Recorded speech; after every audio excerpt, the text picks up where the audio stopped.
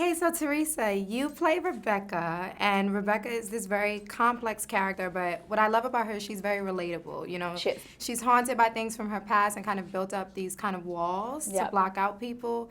If Rebecca could kind of let down those walls and just, what would she want the world or to know about her? What would she want them to understand?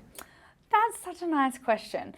You know, I think we finally see the walls down, and I think beneath that, she's actually a really caring, loving, warm spirit, but she's been so damaged from her childhood being ripped out from under her feet.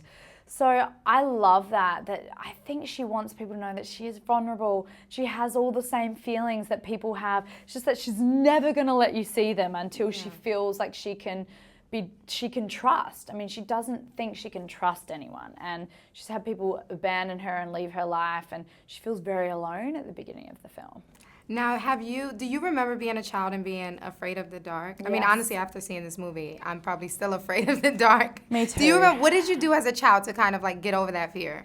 I was like a child in the 90s. I was like a child of the 90s. And I had one of those touch lamps. I don't know if you remember them, where you could like just touch them. So I would always have it on the highest level in my room. And I had like Spice Girls and everything all over my room, but I still was afraid. And I would go and sleep in my mum's bed. But then when I went to my dad's house, he was having nothing of it. He's like, "You're not sleeping in my bed. You're like staying in your room, and I'm turning the light off, and you're not gonna have a nightlight."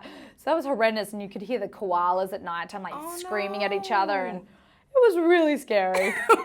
Well, you got over it in a scary way, but you got over it. Yeah. Now, I want to ask you this because I think it's very, very important to discuss, because I think a lot of moms are dealing with this as well, and so I want to give you an opportunity to speak on it. You know, I've noticed you've been criticized a lot lately for the decision to breastfeed your son, and frankly, it's none of anyone's business, but I think a lot of moms can relate to that because they face that same criticism. So can you talk to us about the importance of continuing that bond with your son for you?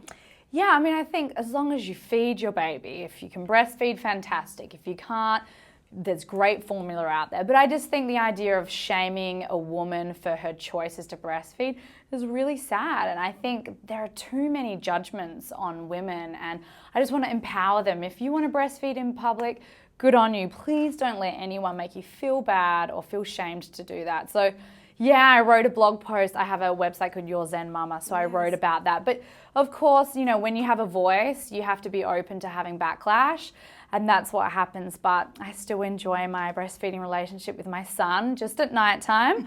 But yeah, that's it. Well, power to you. I'm sure many moms could appreciate that. Thank you. It's a pleasure. Thank you.